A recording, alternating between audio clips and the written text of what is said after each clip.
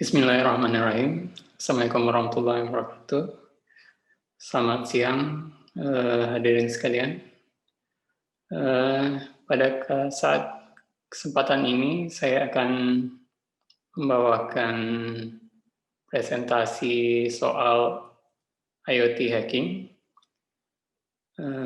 Judul kecilnya Smart Lockpick. Sedikit perkenalan dari saya. Saya Rama. Saya periset security independent. Pekerjaan sehari-hari saya sebagai konsultan di PT Synexis International. Sebelumnya saya juga pernah bicara di ADSCON juga, yaitu tahun 2013, 2014, 2015. Ketiga-tiganya membahas soal OpenWRT dan Pineapple, Wi-Fi Pineapple. Kemudian 2019 sedikit berbeda, saya membawakan materi yang masih soal radiofrekuensi, cuma sekarang ini lebih ke arah Bluetooth Low Energy. Dan tahun ini alhamdulillah masuk juga tulisannya, dan saat ini saya akan bahas soal IoT hacking, Smart Lockpick, basisnya sama Bluetooth Low Energy juga. Jadi rada-rada mirip sih sebenarnya dengan materi tahun lalu. Oke, kita masuk agenda kita kali ini. Yang pertama tuh kita definisikan apa itu IoT dan Smart Lockpick itu apa sih sebenarnya. Istilahnya apa sih istilah Smart Lockpick. Kemudian kita coba lihat lebih dekat kepada target spesifikasinya seperti apa. Kemudian kita coba lihat metode yang cocok untuk menganalisa si smart lock ini apa sih. Kita melihat ada nggak celah keamanannya. Yang terakhir yaitu eksploitasi POC-nya dari apakah hipotesa saya kalau ada kelemahan dalam smart lockpick itu terbukti atau enggak sih. Oke, defining IoT, definisikannya IoT cukup panjang sih dari IEEE IoT Tour. Cuma ini kata kuncinya sebenarnya adanya interkoneksi sebuah perangkat dari fisikalnya dan virtualnya. Virtualnya ini programmingnya kepada internet, seperti itu lebih gampangnya sih. Jadi dia punya representasi di dunia nyata dan dunia cyber juga, virtual gitu. Tidak hanya soal sensornya. Jadi sensornya ini berbicara dengan ke server juga. Nah, fungsinya ini ada banyak unique identifiable. IoT ini ada mencakup banyak segmen juga. Masuk ke rumah tangga, smartphone, kemudian juga ada IoT di bidang industrial gitu. Dan juga ada IoT untuk militer. Ini menarik juga sebenarnya. Seperti apa sih IoT untuk militer? Saya juga penasaran ya. Nah, seperti ini gambaran arsitektur secara kasar ya. IoT arsitektur itu terdiri dari 3 komponen sebenarnya. Yang pertama itu ada backend IPS servernya, tempat kemana akhir berbicaranya si data-data di sensor. Kemudian ada edge router atau gateway-nya. Nah, kita kalau gateway ini semacam ya Wi-Fi router ya, di rumah Anda, atau Zigbee router kalau dia menggunakan Zigbee, kan tidak langsung berbicara dengan internet. Kemudian tentunya terakhir yaitu ya perangkatnya sendiri, perangkat sendiri yang punya sensor itu. Misalnya sensor terhadap cuaca ataupun lainnya. Ada banyaknya, misalnya sensor tekanan air, ada leak detection misalnya, ada banjir atau enggak. Juga ada perangkat IoT yang seperti itu. Jadi dia bicara ke si router, kemudian router menyampaikan ke backend API servernya.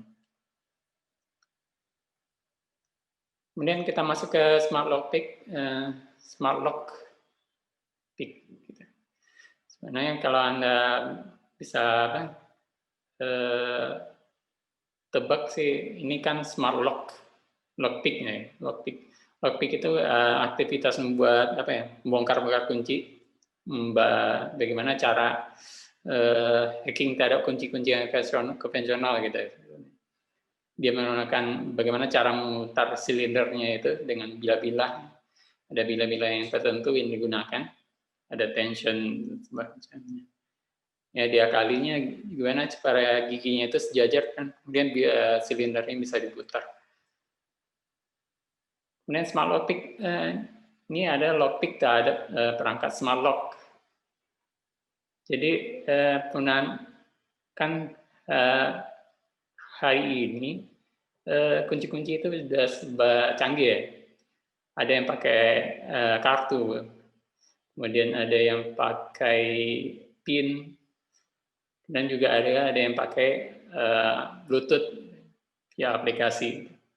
Ya, kalau mungkin awal-awalnya mungkin masuk ke hotel itu Anda mungkin udah biasa. Cuma sekarang kan udah masuk ke ranah-ranah rumah tangga biasa gitu. Rumah-rumah biasa juga banyak yang pakai smart lock. Nah, gimana sih cara smart lock pick terhadap smart lock ini? Nah, kalau sebenarnya nggak terlalu susah juga ya, asalkan kita tahu apa sih kata kunci pilot yang digunakan untuk misalnya oleh si aplikasi berbicara dengan si smart lock ini. Nah, kalau saya misalkan itu kayak Alibaba ya, Anda mungkin pernah ingat cerita Alibaba dengan gerombolan pencuri. Jadi pencuri ini menyimpan rampokannya itu di dalam sebuah gua, dan gua ini pakai sihir, kata-kata magic gitu. Jadi ada open sesame, kemudian pintu guanya terbuka. Yang dilakukan si Alibaba apa? Ya dia tinggal nguping aja.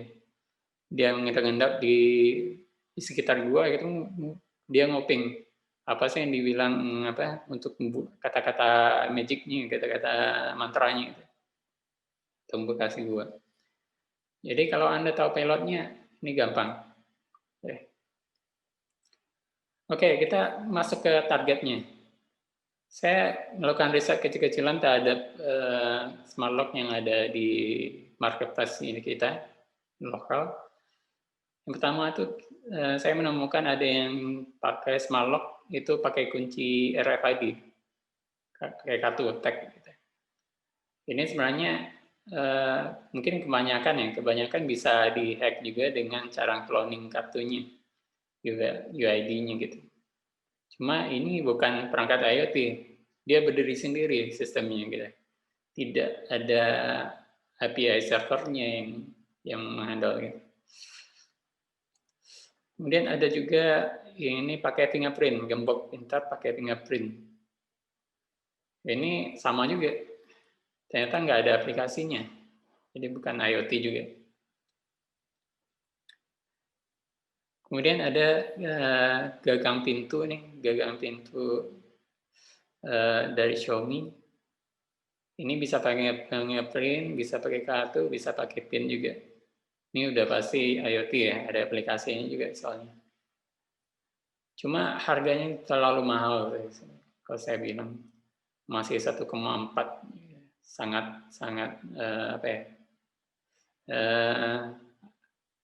agak mahal lah untuk sebuah riset ya, oprek-oprekan gitu. Kemudian saya temukan yang ini barangnya ini simple, bahannya ada resin, kotak resin aja, yang closer aja. Jadi ini ada aplikasinya, komunikasinya lewat Bluetooth, Bluetooth Low Energy, BLE gitu. Ini harganya juga murah, jadi kalaupun rusak ya oke lah, udah coba riset gitu ya.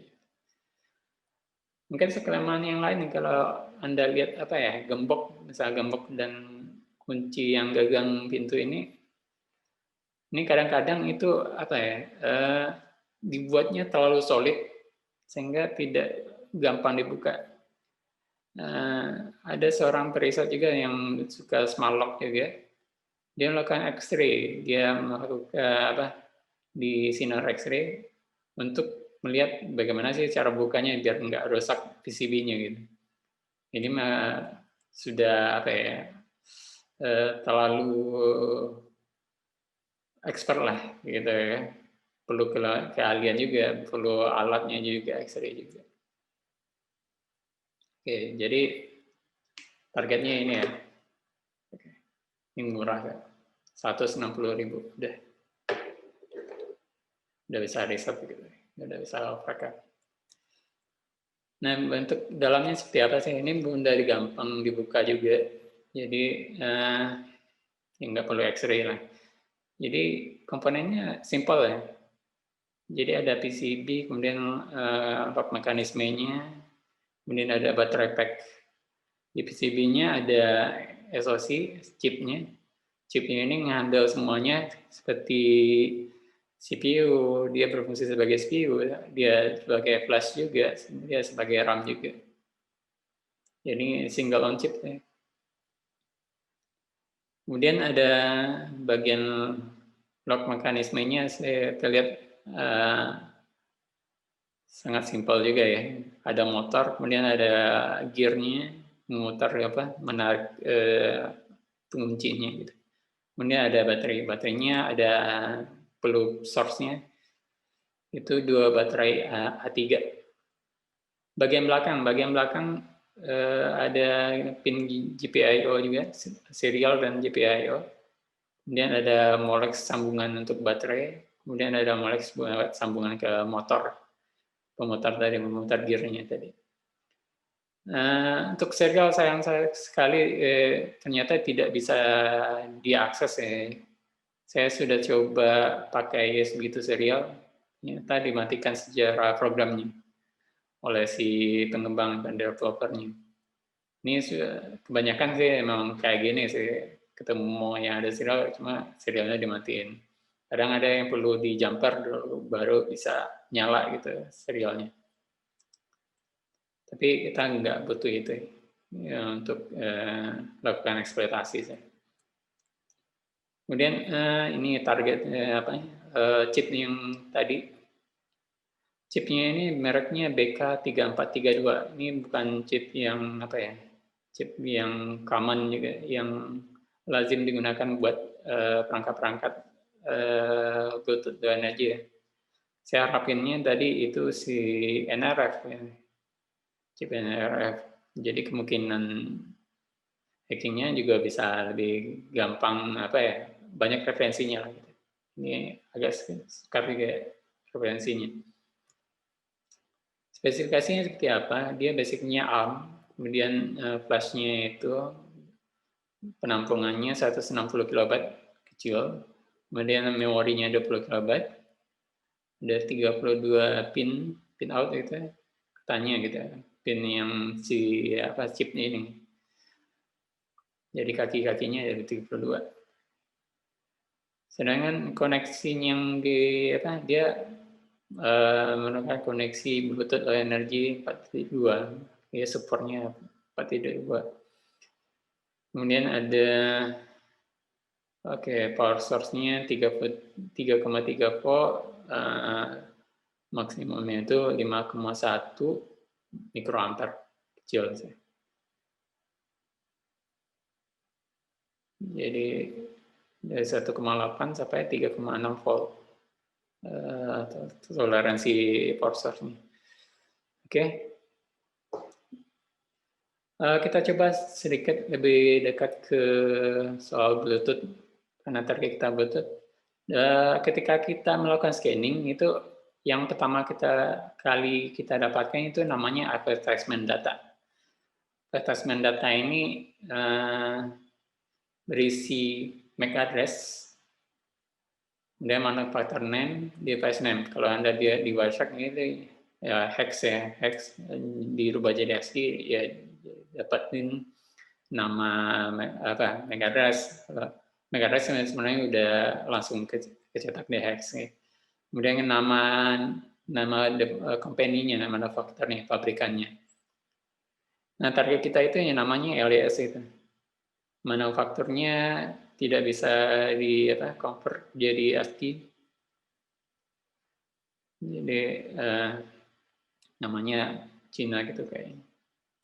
Cuma kita dapatin data MAC address-nya. Ini akan jadi kunci ntar. Oke, setelah kita scanning, kemudian kita pairing. Nah, sudah pairing, komunikasinya berubah jadi komunikasi antara client server. Client server hanya satu klien berbicara dengan satu server. Jadi server tidak akan menghandle klien lain. Jadi satu dengan si A dengan si B, gitu aja. Komunikasinya namanya kalau protokolnya Bluetooth itu namanya mengirimkan perintah GAT, General Attribution. General Attribution ini bicara lewat kanal-kanal ya. Kanal-kanal namanya characteristic. Jadi GAT karakteristik itu kanal buat bicara apanya. Jadi disimpan di karakteristik UID berapa gitu. Komen-komennya kemudian baru disampaikan ke si aplikasi di belakang.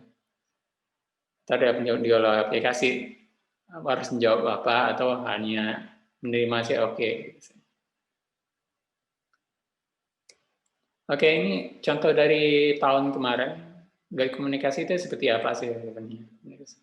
Jadi kalau di Linux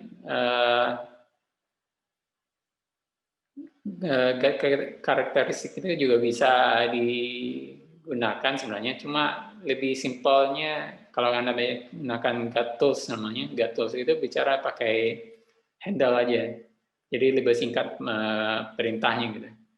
Ini saya coba convert aja dari UID karakteristik jadi versi Linux-nya. Jadi misalnya ini MIFID ya, bicara dengan Mas MIFID BIP. Nah, jadi ini komunikasi pas autentikasi. Jadi ada kriptografik autentifikasinya. Pertama itu yang dikirim ke 4C itu cuma apa ya? Dia mau mengirimkan notifikasi aja. Saya mau ngirim nih, baru kemudian di 4B dia ngirim payload-nya. Ada challenge-nya juga ACB AS, ACB. Ini komunikasinya cukup aman sebenarnya. Cuma kan lantaran udah ke mapping kriptografinya seperti apa, udah kalau Anda tahu cara apanya, kriptografi seperti ini, algoritmanya pakai seperti ini, ya udah, Anda bisa emulasikan juga dengan tidak harus dengan MIFID ya. Nah, jadi bisa pakai Linux aja Ubuntu, pakai USB dongle atau kalau laptop udah mendukung Bluetooth Low Energy, ya bisa langsung sih. Atau kalau saya misalnya harus pakai bantuan ini, dongle CSR 4.0 gitu. Jadi seperti itu singkatnya. Ini termasuk aman sebenarnya medium security-nya. Jadi setiap kali ngirim perintah harus ada challenge-nya gitu, seperti itu. Oke, kita masuk ke agenda berikutnya, itu metode dan analisis. Metode yang apa sih, yang pendekatan apa yang cocok digunakan untuk menekan analisa terhadap Smalloc ini. Jadi metodenya hampir sama sih sama melakukan pentest aplikasi Android mobile gitu. Jadi ada static analysis, kita lakukan reverse engineering terhadap APK filenya. Jadi dilihat bongkar pakai Java Decompiler X, cari kata kunci yang Anda inginkan, kata kuncinya apa gitu, dan cari di kelas berapa sih indikasinya. Ini ada, dicoba lihat apa sih dalam kelas itu ada indikasi apa aja. Ada kelemahan nggak? Ada misalnya ada kunci AES-nya nggak? Seperti itu. Kemudian dynamic analysis. Dynamic analysis ini analisa ketika si misalnya aplikasi berjalan. Yang di dynamic analysis ini kita melakukan intercept terhadap HTTPS, di mana komunikasi si aplikasi ke backend API server, dan juga yang paling penting juga yang kita targetkan itu Bluetooth energinya, komunikasi antara si handphone dengan si perangkat kuncinya, kunci pintar itu. Jadi seperti apa sih komennya? Ada nggak crypto challenge-nya gitu? Oke, jadi kedua-duanya ini sama penting sebenarnya. Anda harus tidak bisa dynamic saja gitu ya. Terkadang harus ada pijakan juga, indikasinya di static analysis. Jadi ini berjalan bebarengan. Jadi static analysis dibuktikan dengan dynamic analysis. Begitu saja. Kalau misalnya ada ketemuan di dynamic, ada nggak di pas kita lakukan repas ada buktinya nggak? Misalnya ini ada AS nih. Padahal kita di awal static analysis nggak ketemu. Jadi kita coba lihat lagi hasil bongkaran kita. Ada nggak ya? Oke, bagaimana sih si aplikasi? Nama aplikasinya yang terhubung dengan kunci pintar ini namanya Locksmith. Jadi awal komunikasinya itu kita diminta untuk terhubung ke Smart Lock, kita diminta dulu bikin akun, register dulu, terima OTP, oke, divalidasi OTP-nya, oke, ini benar, akun kita jadi di API servernya. Kemudian kita disuruh membuat scan barcode ini ada di buku manualnya. Buku manual si Smart Lock yang kita beli ada di buku manual. Itu di buku manualnya ada QR code-nya. QR code ini di-scan. Nah, kalau Anda lihat itu QR code ini sebenarnya isinya sama MAC address si perangkat kunci. Kalau kita scanning pun sebenarnya MAC address juga bisa dapat. Oke. Kemudian suruh nyalain Bluetooth, kemudian bisa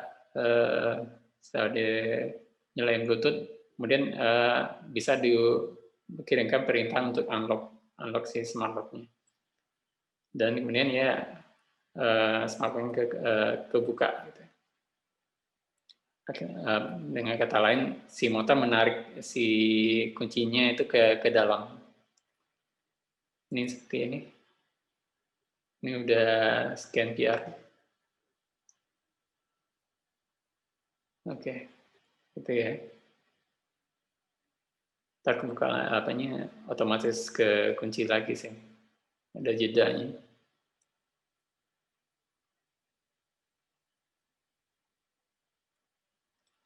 Oke, dalam smart lock juga dikenal sebenarnya itu sharing key. Sharing key ini gunanya buat membagi kunci, baik itu temporer atau permanen ya.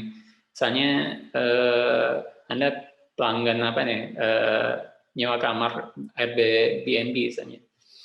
Airbnb si pemilik kamar misalnya pemilik dia ngasih kunci temporernya. Hanya ada yang kasih PIN juga bisa. Cuma kalau ada juga yang bisa dari smartphone pakai disuruh buka aplikasi, bikin akun, ntar kuncinya kirim ke akun punya kita. Di sini share key-nya itu via API server ya. Jadi kita diminta untuk bikin akun juga. Si smartphone gue, kalau kita tamu, kita suruh bikin akun di API servernya yang terima OTP juga. Cuma tidak ada proses QR code. Jadi dilakukan di sini smartphone satu itu mengirimkan perintah kalau dia akan bagi kuncinya, bagi kuncinya ke si smartphone 2, user 2. Nah, setelah si user 2 menerima notifikasi dari API, kalau dia udah dapat nih kunci dari user 1, oke. Dia udah juga bisa buka si kunci pintarnya, smart lock-nya. Nah, ketika ini singkat aja. Saya intip komunikasi dari pas bikin akun, pas ngirim perintah sharing key juga. Di sini ketemu satu kelemahan di mana komunikasi ke backend API servernya ini nggak ada sessionnya, nggak ada cookie-nya, nggak ada tokennya juga, token otorisasi. Gitu. Jadi ini bisa dipastikan bisa either juga kemungkinan gitu ya. Bisa pasti either ya, asalkan ketemu lalu user yang lainnya gitu. Mobile itu ya username-nya itu pakai nomor handphone. Misalkan punya nomor handphone user 2, oke, kita bisa dapat kata kunci juga. Atau user 3, user lain gitu. Ini temuannya missing authentication. Ini cukup fatal sih. Pak Banti udah ya. Oke, kelemahan ini juga ketemu pas sebenarnya semua komunikasi ke server kayak gini. Ini pas sharing key yang saya sebutkan sebelumnya. Sharing key ini yang dikirimin itu sebenarnya si MAC address-nya tadi. Ini FC58 ini MAC address dari user 1 ke user 2. Sama, ini nggak ada cookie-nya juga, nggak ada session-nya, nggak ada token otorisasi juga. Oke, jadi kita sudah temu satu vulnerability di backend API server ya, dari komunikasi aplikasi ke API server. Kita akan coba lakukan static analysis kita lakukan untuk bisa lihat ada bagaimana sih ada nggak misalnya UID karakteristik, misalnya get command yang tertera dalam kelas-kelasnya si aplikasi. Anda bisa coba download juga, ini aplikasinya APK Pure, namanya Locksmith. Cukup kecil juga. Oke, kita download dari APK Pure, kemudian kita buka dengan Java Decoupler X. Kemudian Anda cari searching. Saya ingin mentargetkan UUID karakteristik. Ini untuk Bluetooth dan energinya. Biasanya kalau Android pakainya itu UUID karakteristik. Ini ada dua sebenarnya. Communicate. Oke, kita lihat ke bawah. Ini sepertinya discovery, untuk discovery aja. Oke, cari yang kedua tadi, satu lagi.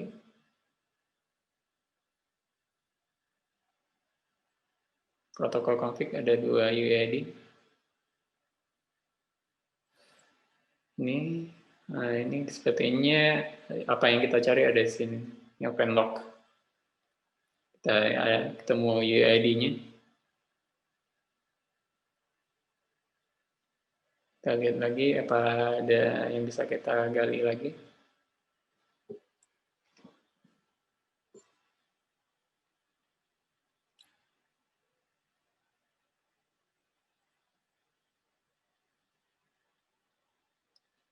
Ini open log. Kemudian Anda coba lihat ya. Oh ini. Anda lihat ada log E itu. Log E. Jadi ada kemungkinan ini open log, ada komennya itu kecetak di log debugging juga sih. Pakai logcat mungkin. Oke, ini indikasinya juga sama close log. Kita bisa pastikan juga nanti di dynamic analysis pakai pitcat. Oke. Dynamic analysis yang pertama itu kita coba melakukan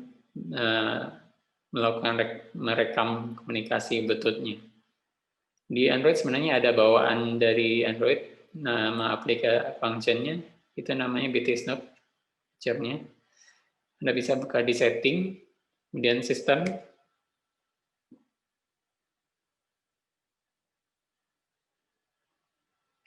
kemudian Anda pilih developer option,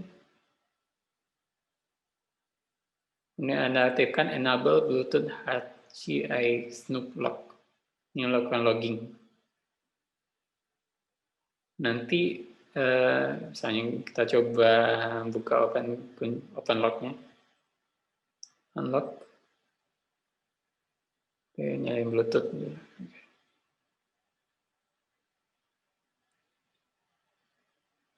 Oke, ini berarti perintahnya udah dikirimin ke smart lock-nya dari aplikasi.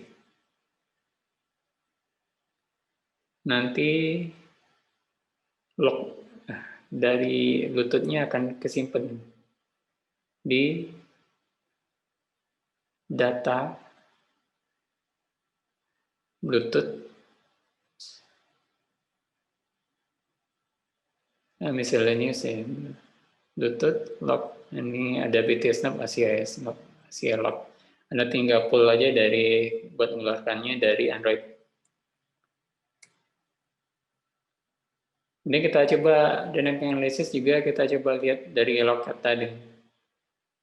Tadi katanya ada indikasi log debugging.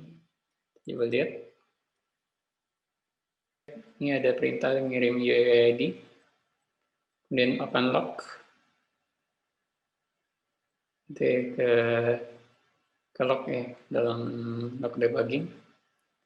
Kemudian ada perintah terlalu banyak nol, sepertinya bukan ini payloadnya. Kemudian Anda lihat ini ada 065C write byte. Ini kayak bisa dibilang indikasinya ini nih, jadi apanya? Payloadnya. Jadi ada penulisan karakteristik write. Dan ini balikan dari si Bluetooth server.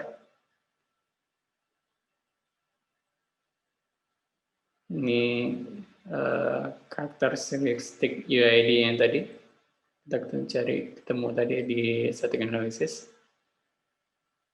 Dan ini payloadnya dikirim, yang diterima yang balikannya. Oke, kita buka BT-Snoop log tadi hasil dari data miscellaneous Bluetooth tadi. Kita buka dengan Wireshark. Kemudian kata kuncinya buat nyarinya yaitu kita coba cari ada nggak payload yang tadi 065F1C tadi yang kita ketemu di paket tadi. Oke, ternyata ketemu ya. Ketemu di ada namanya handle 28. Handle 28 komunikasinya GAT ini ATT. Nah, kalau saya petakan semuanya ya, komunikasi dari yang dikirimin aplikasi ke si perangkat device kemudian balikannya itu seperti ini. Jadi sebenarnya ada pengiriman ke handle 029 dia ngirimkan notifikasi 0100, kemudian baru dikirimin payload nih. Payloadnya 00065F yang tadi kita ketemukan ke handle 28. Kemudian balikan dari handle 28 dapat 06 cc sekian F8. Ini kalaupun Anda berulang kali coba-coba gitu, ini pemetanya seperti ini. Dan tidak ada perubahan sama sekali.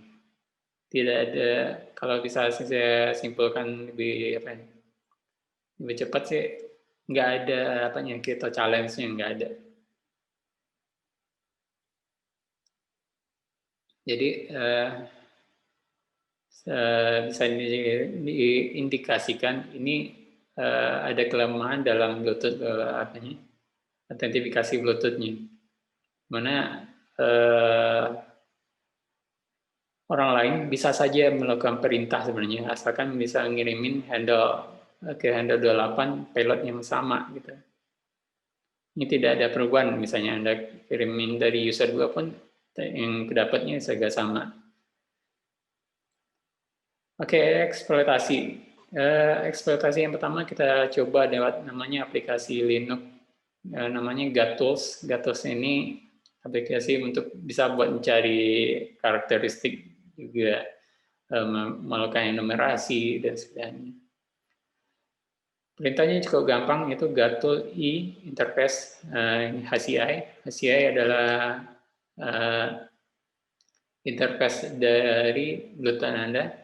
Kalau Anda Bluetooth Anda laptopnya mendukung Bluetooth Low Energy, langsung bisa dilihat aja langsung. Kalau enggak bisa pakai bantuan dongle. Kemudian di minus B, kemudian apa sih targetnya? Targetnya MAC address-nya, MAC address si smart lock. Kemudian kita kirimkan perintah namanya characteristic write request kemana? Ke handle 28 minus A 00028. Kemudian minus N kita kirimin payloadnya. Ada optional juga mau menambahin buat nerima balasan dari si server nggak ya? Ini bisa listen, ini bisa boleh pakai listen, boleh enggak. Oke, jadi saya coba kirimin, enter.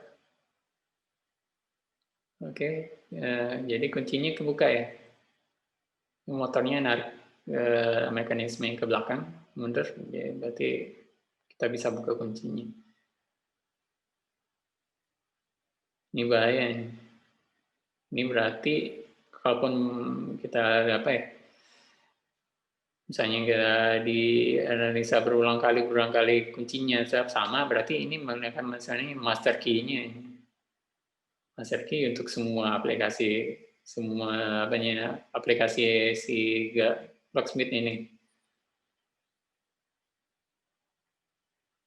Oke, ini balikannya notifikasi Anda karena kita pakai listen tadi. Cara kedua adalah eksploitasinya dengan namanya NR Connect. Tools yang kita pakai gunakan untuk melakukan scanning tadi. Scanning Bluetooth ini bisa juga digunakan buat melakukan eksploitasi. Asalkan kita masukin script makros namanya. Dalam script makros kita perlu define variabel yaitu karakteristik yang paling penting. Karena kita bicara ke get karakteristik UID yang mana sih yang kita tuju. Di sini nggak pakai handle sih. Ini dia basicnya kalau di Android kebanyakan pakai UID, jarang yang pakai handle. Cuma pas komunikasi kita bisa lihat pas kita tangkap dari di hasil Snoop, kita bisa identifikasi handle-nya handle berapa sih.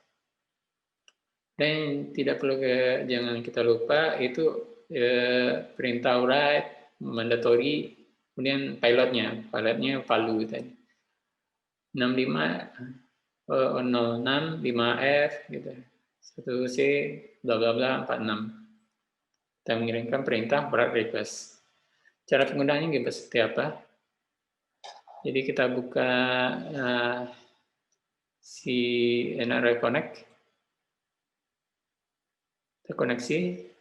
Ini ada tombol merah buat browsing macros, di loading, kemudian nama scriptnya open XML tadi ya. Kita kirimin perintah. Bisa langsung gitu. Bisa dikirim repeat juga, bisa.